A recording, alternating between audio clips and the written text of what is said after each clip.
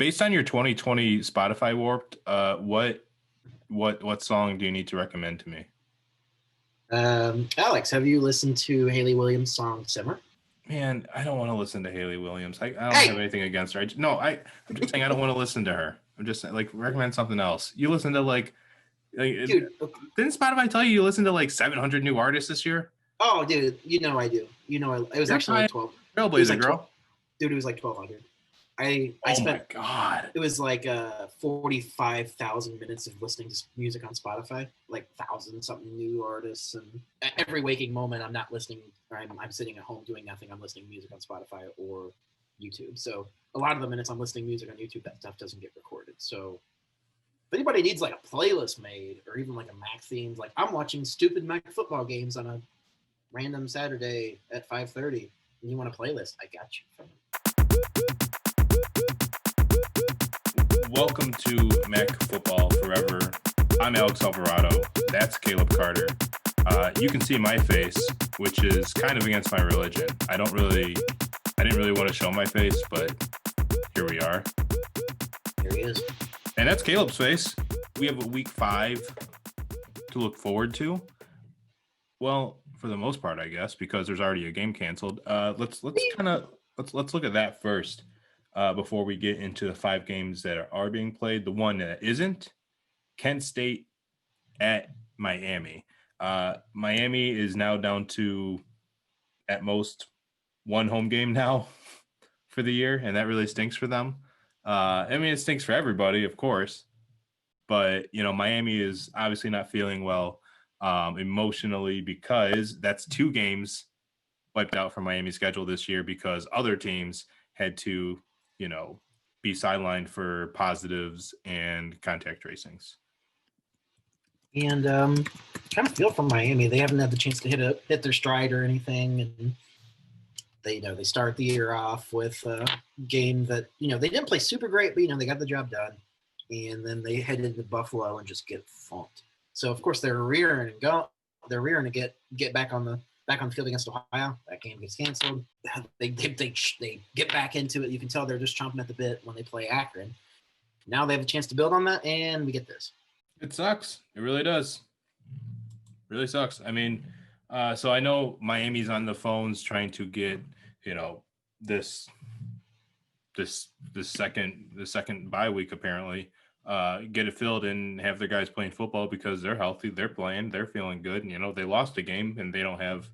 It doesn't look like they're going to get into the MAC title game at this point, but it looks like they're just trying to play football. Yeah, I would want to play football too. I'm not mad at them at this point. If Ohio and Miami had played already and they each have one more game under their belt, then you're looking at one of those teams being 3-1 in conference play. If it's Ohio, then with one loss and potentially win over Buffalo, things could still work out in its favor. But now, it doesn't really work out for Miami. Ohio still kind of can do something about it, and then Kent State's kind of in a weird place too, having this game canceled, having one loss, but that loss to Buffalo, they can't make things better with a win because they can't play. Things suck in the East now. Yay. Yeah, and hopefully, I don't know what the numbers or the situation is over for Kent State. I just know that that's a locker room that had to shut down to cause the game to get canceled. Whoever's affected, I hope you're feeling better and I hope you're doing good. Everyone else, please stay safe and wash your hands. Yeah. Wear your mask. And I will say, before we move on from Kent State, Miami, my former boss, Eddie Carufio at the DeKalb Daily Chronicle, wrote a column suggesting Miami gets on the schedule week 7 against NIU. They already got a rivalry game that's existed the last 2 years in the Mallory Cup. So, they could do something with that. Why not? As long as ESPN wants it. It's MACtion, maybe. Why wouldn't you? But we still have 5 Saturday games to look forward to.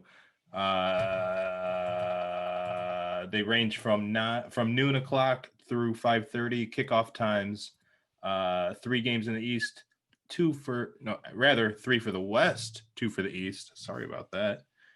Caleb, I have a few minutes on my timer, so we can hurry up and get through all these, and we're just going to get going. All right. Oh, okay. At noon, we have Toledo at NIU. That's going to be on ESPN3.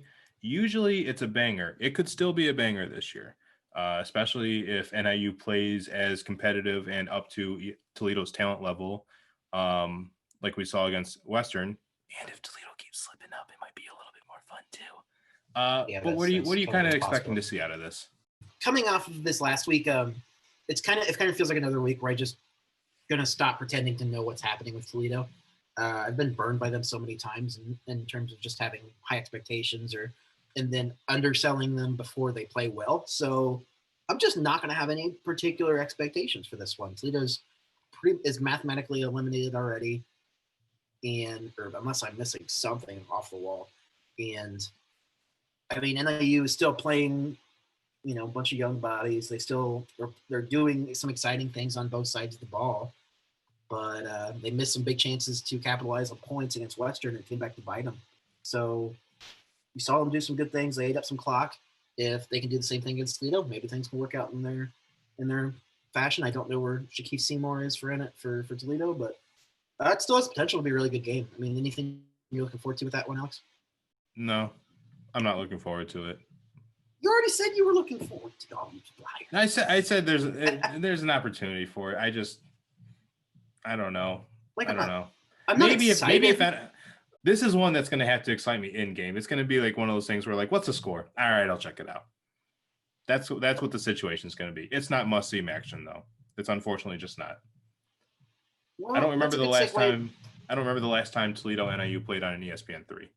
Yeah, no, it's usually must watch football, and this year you might still be inclined to watch it, but it's still this is a good segue into our next game. Because the way that Alex just described that game is how I feel about Eastern and Western. While I would not put it past Eastern to play a competitive football game, especially given some of the vulnerabilities Western showed this past week, I'm not really going to be particularly interested in it unless Eastern's playing them close into the fourth quarter. Then I'll be like, oh, okay, let's see something here. I don't blame you. However, I really don't. Yeah. I have the emotional investment, so I kind of have to watch it. I guess that is true. I just feel that watching Eastern fail to run the football it's nothing. It's not going to work out in their favor against Western. I don't see them being able to throw the ball around to the extent that they did, and sometimes in recent weeks, I think that Western's going to turn into some turnovers. Yeah, I mean, Western's going to break off into some big plays. Like it doesn't. I don't know if Western's just going to like wait and kind of make people have some panic attacks and just do it all in the fourth quarter or not. But Eastern is most vulnerable at giving up the big plays than they are gaining them. Bowling Green at Akron, not the MAC East game of the week. Believe that. It's at 2:00 on ESPN3. I have a trivia question rather. Who was the last person to score a touchdown for the Akron Zips in this Bowling Green Akron series? Let's go with shoot. I don't know. I have no idea. I don't even think I can name players who were on BG or Akron for the last couple of years, to be honest with you. It's that bad. The last player to score a touchdown for the Zips in this series, Kyron Brown. That was in 2017, Caleb. He was a cornerback. He scored on a 38-yard pick six in the fourth quarter to take the Zips and extend their lead up to 34-23. The last offensive player to do so would be Thomas Woodson. That was before. That's two quarterbacks ago. That's many. A few. And Akron made the MAC championship game that year, so I suppose, it makes sense, but whatever. This is going to be the game that potentially has the best chance to be a close game, and it's just it's like a glutton for punishment. I mean, will I watch it if it's on the television? Yeah, but oh well. I mean, it's on ESPN3, so it requires some effort. Don't tell me what requires effort. Remember that if you're going to watch this game, it requires effort to put this on because it's on ESPN3. I see what you mean. So Just know that if you're watching it.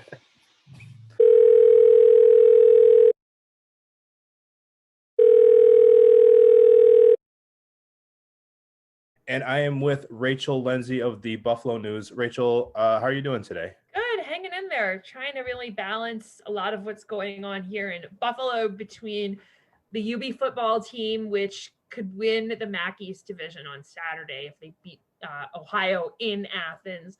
Basketball season started up, so working on our basketball previews as well. And we're all trying to have, a way to live and work through the COVID-19 pandemic right now. You've been on the beat for now your third year.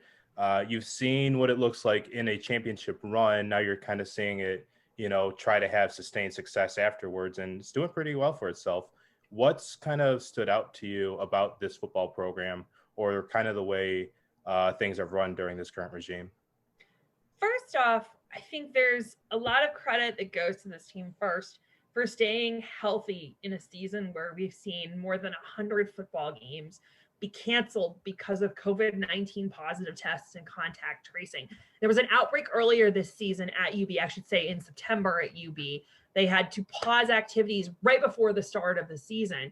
But, the last time I checked in with UB, they had not had a positive test in the football program, I think in the first 5 or 6 weeks of activity. So knock on wood, they continue to hold the virus at bay successfully by doing that, by doing the little things, wearing masks, holding Zoom meetings, holding small group meetings as opposed to big group meetings, and just being smart socially. I think the big credit goes there. But one thing also that really helped UB, how much of the lineup they returned this season. Last year, we knew it was going to be somewhat of a rocky season. UB didn't have a number one established quarterback with experience, but they kind of found their legs as the season went on. They lost to Kent State last season.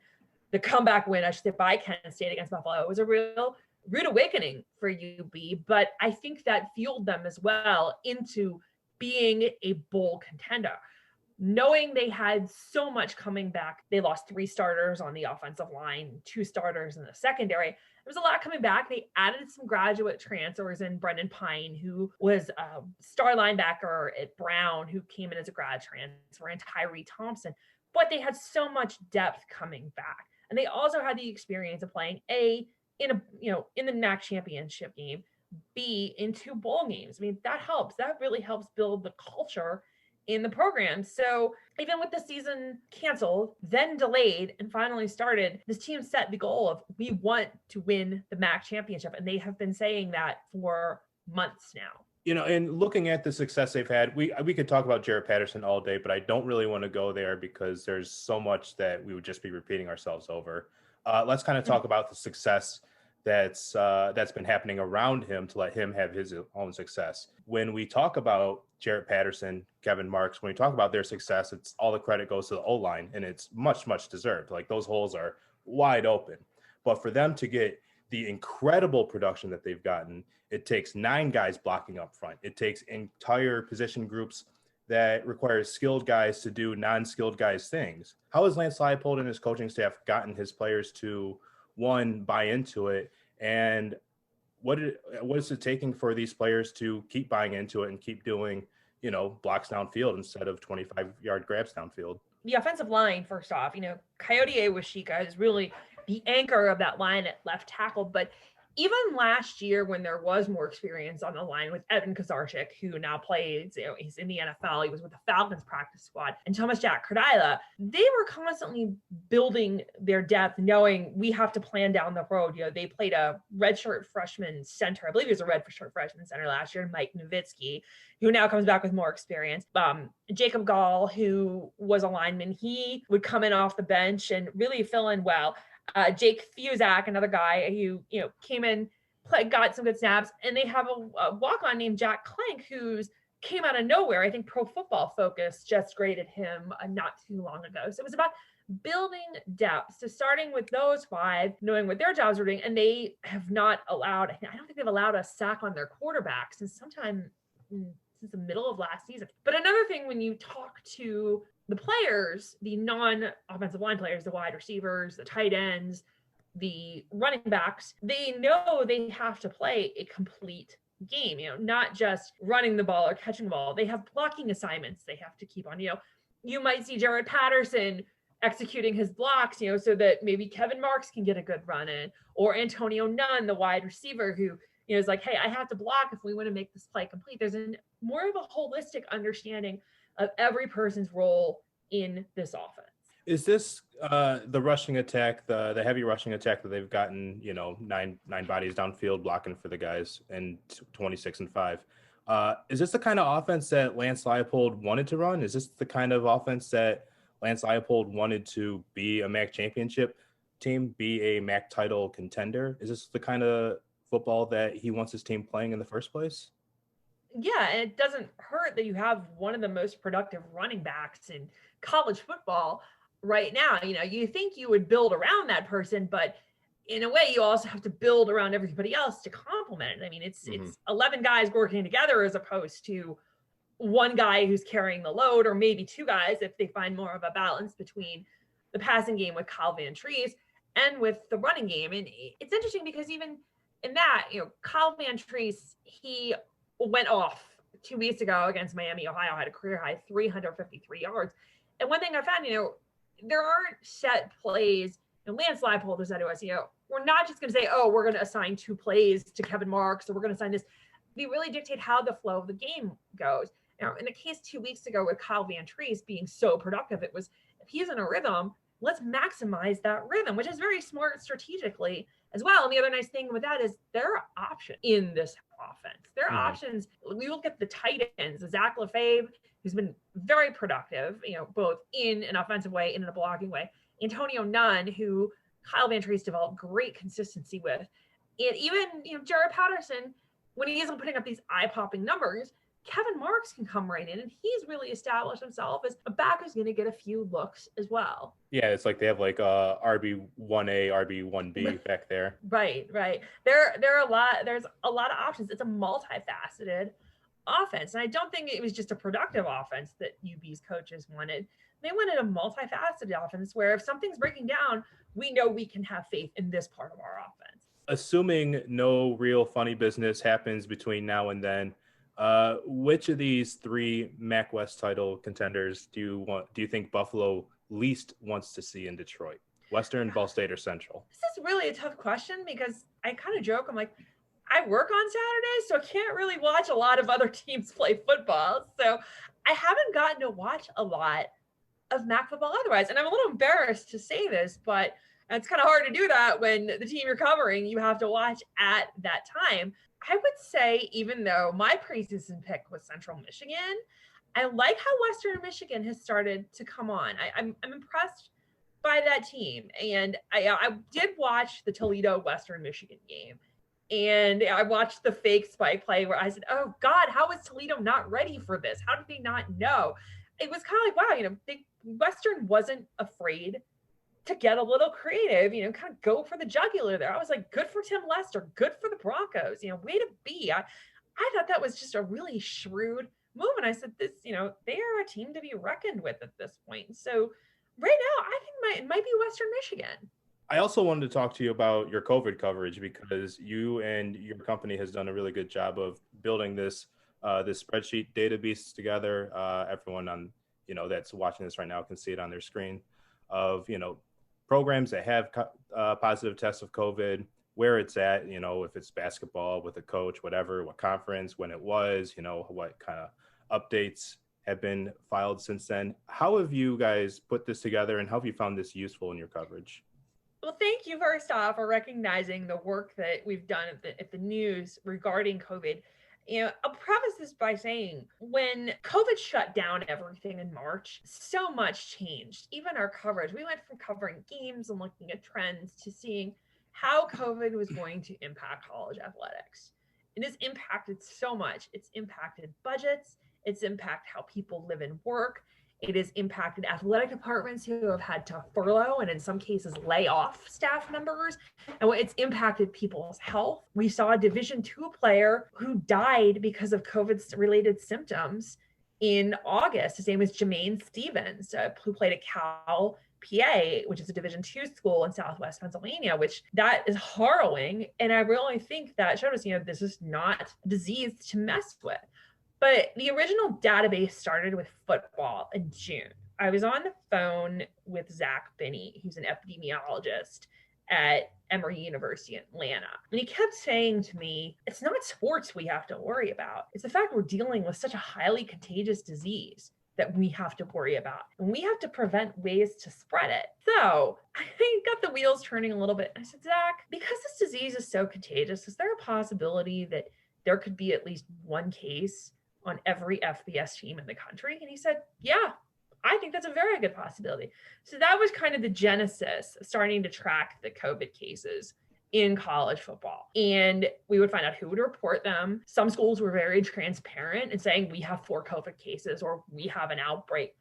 Other schools like Virginia Tech or Ohio State were not. Virginia Tech's first cases were reported by the local health department in Virginia, not by Virginia Tech. And it was very interesting to see how this was growing. Since June, at least 121 of the 130 FBS programs, athletic departments, I should say, have registered positive cases. That can be the Army hockey team. That could be the Temple basketball team. That could be the Virginia football team. We've seen at least 15 outbreaks since the end of September in college football, including Ohio State. We've seen more than 100 games shut down.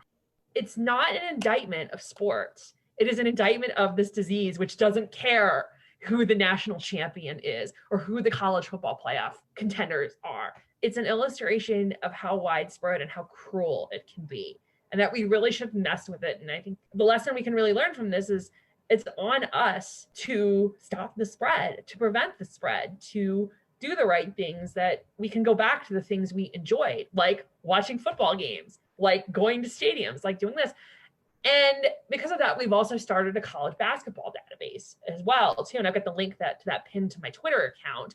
So we're seeing how many teams are pausing, how many teams are registering positive cases. And one positive case for these basketball teams of 14 players, 4 assistant coaches, one positive case, less contact tracing and quarantining and isolating, can shut down a whole program for 2 weeks. And that's, that can be devastating for some teams, who need that time to do it. We're seeing it right now. So it's been really interesting to see who's doing well and who hasn't, but also there's no true safeguard to stopping this.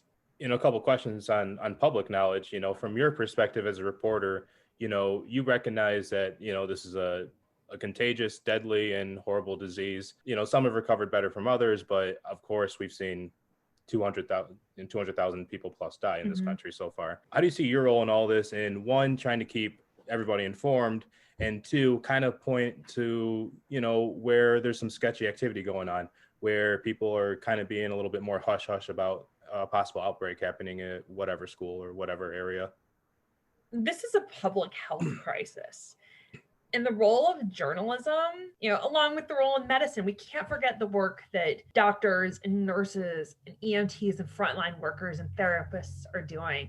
We're a small part of this. We have to inform our community about what is going on. And part of the role in journalism, we have to demand transparency of the institutions that we cover. In our case, it's a college athletic program. It's 4 college athletic programs at the Buffalo News. And we have to remind them this is a public health issue. One guy or one girl could infect X other people, and it can spread into the community. It's, if you conceptualize as a chain, we're each one link in a contagious disease. And it's not just one person inside of an athletic department. It could be the wife of a professor who makes the professor into a carrier who could pass it along to an athlete, that they work with. There's a lot of it, but I think the bottom line is our role is we really need to just inform people and hold people accountable and hold institutions accountable as journalists, so that, again, I can't say this enough, we all need to work together to get through this. And sometimes that means being transparent and asking for transparency and asking these institutions, be vulnerable for the better of your community. And kind of looking at things through, the same topic through a different perspective. If you're an athletic director, if you're a SID, if you're a coach, why might want to kind of hold back and be a little bit more tight-lipped about something that may or may not be going on in their locker room? I wonder that as well, too, especially when you consider with major college athletics, Division I and FBS programs and basketball programs, you're the leaders on campus and in your community. There is this great opportunity to set an example and say, hey, we're doing this right, or hey, we had this problem. Here's what we're going to do to help ourselves and to help our community. That's the other thing. And college athletics, they're not in a bubble. They're still a part of a larger community. And I wonder if the reluctance comes from, again, people, some of the surveys that we sent out this summer, when we were asking these athletic programs, why are you not doing this? They use the shield of HIPAA, HIPAA, Health Insurance Portability and Accountability Act. I believe that's the acronym, to say, this is an individual's health and privacy issue. Or they rely on FERPA, FERPA, and I cannot remember the acronym off the top of my head, which is student privacy laws. I spoke with a media lawyer, a First Amendment lawyer, who said, these are crutches. These should not be hiding issues that hurt, that will impact our public health because you want to keep someone doing it. If schools just release the granular data, if they say we have 4 positive cases, you don't need to identify if they were on the football team, if they're male, if they're a female from Wyoming, just 4 cases. That's all the data that we need. And that doesn't hurt people. You can say, hey, we can do this. And the community can say, hey, this is what we can do to take those 4 cases down to 1 active case and recovery. Or maybe we can look at this to do a long-term thing. But I think there's more, there might be a fear in some of those athletic programs too, of that vulnerability. Last question, I'll make it a fun one so you can get out of here. And I know you said you haven't been able to watch live MACtion the same time you're covering a team, and that's understandable. I'm glad you're doing your job. Thank you. But who is still the most fun player in the MAC that isn't on Buffalo's roster? I would say, who isn't Jarrett Patterson? Jarrett Patterson's easily been the most fun player to watch, not just this weekend, not just this season, but in 3 seasons to watch. One guy who I really liked watching, and it's unfortunate he got hurt. I liked the quarterback at Miami, Gabbert. I really enjoyed watching him play. And I got a kick out of him. Reggie Gilliam last year at Toledo, who's now playing for the Bills. Talk about a guy who just worked his butt off all the time to make things happen at Toledo. He's a great special teams player as well. He forged a place in the NFL. To me, that impresses me. And that's one thing I really like about the MAC and about Group of 5 football. These guys, they aren't playing at the Ohio States. They aren't playing at the Clemsons, but you're going to get those guys who are hungry, and they will just work their tails off so they can win, and they compete, and they can make the most of their opportunities at that level. And you see some of them going to have these really good NFL careers. I look at everyone that Kent State's produced as well. Another program that's done a lot. So one thing I've really enjoyed in the last 3 years is just seeing these guys, these MAC players. Antonio Brown, for all of his off the field faults, talk about a great player, product of CMU. JJ Watt, Central Michigan as well too. It really is a fun proving ground to watch these guys develop and go on to bigger things. And even if they don't play pro football, they're getting a great education. They're going to get a career. They're networking. They've got really strong leaders in the MAC and coaches and administrators as well. So that's what I've really enjoyed about this. Rachel, thank you for your time and expertise. No, thank you, Alex. Buffalo at Ohio. Caleb, what is Ohio's best opportunity to take down the Bulls? For the love of God, just do not let Buffalo get a bunch of early possessions, because they've proven that if they are getting, multiple possessions early in games, they're just going to put up points on you early. Their line's too good. What they do is too simple and too hard to stop. So if you're Ohio, the first 2-3 times you have the ball, you got to try and chew up like 6, 7, 8 minutes of clock. And they're coming into this game with 2 of the FBS's highest yards per game gainers in the country. It's a terrible way of phrasing it, but Jarrett Patterson and Demontre Tuggle both are among the top 5 in the country in yards per game. So if you're Ohio, you're not trying to get in a shootout with them, but you're still trying to feed Tuggle. You're still trying to keep things simple. And they're going to be doing it without Curtis Rourke, whose status is unknown due to an injury. So we're going to see some Armani Rogers. Stoked for that? A little bit. As long as he can keep his pants up. Who among us has not lost their pants a time or 2 or 3? Hey, wow, Joe Burrow did it. No, everyone has to do it. Buffalo, has been getting this attention as a potential top 25 team. A lot of AP votes this week, so that would have left them if it was like they ranked past 25. They would have been essentially like the 27th ranked team in the country, and deservedly so because they've just looked better than anybody else. I mean, given the stomping they put on Miami, and then just looking absolutely invincible offensively against Kent. So, Alex, do you think another convincing performance this week puts them as a ranked team? No, it doesn't, because I don't vote for them. That's it.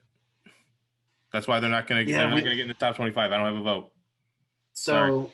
I mean, if we can get a playoff between some combination of an undefeated Buffalo, BYU, Coastal Carolina, Marshall, Cincinnati, I'm good with that. Let's work that in somewhere. Let me know who I got to call. Ghostbusters. The last game that we have on Saturday night, Ball State's going to be at Central, 5:30 on ESPNU. Much easier to look for than anything you might find on ESPN3 or ESPN Plus that day. I do want to talk about the chances, but I kind of want to talk about why everyone nationally might actually end up finding this game on their main screens instead of something else, because there's literally nothing else better than watching this game right now. And maybe I'm just saying that as a Mac junkie and know that there are, things at play here. But just hear me out. Look at the schedule right here at 3:30. Like, the only good kickoff at 3:30. Again, that's 2 hours before this is Indiana, Wisconsin. So if you're really into that, if you're really into the end of that, you might miss the beginning of Ball State Central, which is fine. You don't need to watch, the first quarter of everything. But really, outside of that, sticking with the 3:30 slot moving forward, there's Florida, Tennessee at 3:30 again, second half nightmares. Iowa, Illinois, nah. Tulsa, Navy, nah. Boston College, Virginia, nah. The other MAC game, you're going to be watching that, of course. Vanderbilt, Georgia, 4:00. Stanford, Washington, you're not going to watch that. Georgia Tech, NC State, you're not going to watch that. And literally everything else around that, there's only one game another game at 4:00 that you're not going to see on TV. And after that, there's nothing until Ball State Central. And then at 6:00, there's FAU, Georgia Southern. And then 7:00. I mean, shit, you don't need to see the opening of Oregon, Cal, Colorado, Arizona. Maybe you might want to watch Clemson, Virginia Tech, but honestly, like, barely. I mean, we're making this decision easy on you guys. You want to be watching Central and Ball State. There's so many questions to answer. And how are we going to answer them if you don't watch? It's the game you should be watching anyway. How unlikely is it that Central wins this game? Not unlikely. The tide's turned in the favor of Ball State. But when that happens with these toss-up games, I've kind of learned not to be super confident. I feel like I can speak more confidently about the trends they're experiencing more than what I think will happen in the future. So, if Ball State has Huntley back, I would feel a lot more strong about Ball State's chances, even knowing that Ty Evans had a good performance last week. And we've seen some really good stuff from Ball State's offense, but I don't know that I expect them to rise to the occasion because, as you and I have discussed before, Ball State has faded at the end of seasons in the last couple of years. So does the championship pedigree type of Central get them through, or is Ty Brock going to falter massively and Ball State runs away with it? It's going to come down to Ball State's defense. That's really it. And if Ball State can just slow down its running backs, you'll be all right. Yeah, I mean, good luck stopping both Lewis and Nichols. You're probably not going to stop them both. But if you can limit them, slow them down a little bit, I don't see CMU scoring the amount of points as Ball State. But we'll get to that in a second. All right, Caleb, we talked about what we expect to see, but we didn't say what we expect to see on the scoreboard at the end of these 5 games coming up. Really quickly, I got a couple minutes on my timer. Let's just run through these. Let's run through blah, blah, blah, blah. Let's speak some words. Let's not speak some words, and let's make some picks. Let's tiptoe through some tulips. Let's do it. Toledo-NIU, like I said, noon o'clock. I mean, I'm going to take Toledo here because I think, the talent should win out. But Toledo scares me too. NIU really could win it if man. Oh God. What am I saying? Is this really gonna be the win for NIU this year? Huh? I actually do think NIU is going to win this football game, and not because Toledo's going to play exceptionally bad. I just think it's going to be another one of those toss-up back and forth games, and NIU is finally going to find magic in a bottle, and things are going to fall their way. The guys who've seen the field a lot, who have a lot of potential, are going to make plays late, and you're going to have some freshmen or some redshirt, sophomore, somebody who hasn't seen a lot of time, make the big play late. So whether it's a field goal down the stretch after some big interception or fumble recovery, I would not be surprised to see NIU pulled out by a possession late. Eastern, Western. I would love to pick Eastern here, so I'm going to pick Western. Yeah, let's go Western. Yeah, easy pick there. Bowling Green, Akron. Nobody. Easy one. Easier one. Nobody wins there. Nobody. Akron. Nobody. I'm saying Akron. Nobody. Yeah, well, I'm also going to go Akron. We're going to see their actual improvement this week. Buffalo is at the Ohio. I don't see Ohio slowing down Buffalo. No, and I don't either. The Ohio doesn't have the front that they've had in the past, so this is Buffalo. Ball State Central. Whew. I mean, I think Ball State's going to win this one just because I like the way that they've been playing. Still going to go with, I got to go with Ball State. Okay. I would like to pick differently for this one just for the sake of being different, but you know what? I say screw it. Ball State's defense finally gets a way to break through. New has his signature type win. Ball State by a score. Wow. So that's how 2020 ends, huh? Just like we both become believers in Ball State football. Can't wait to be burned.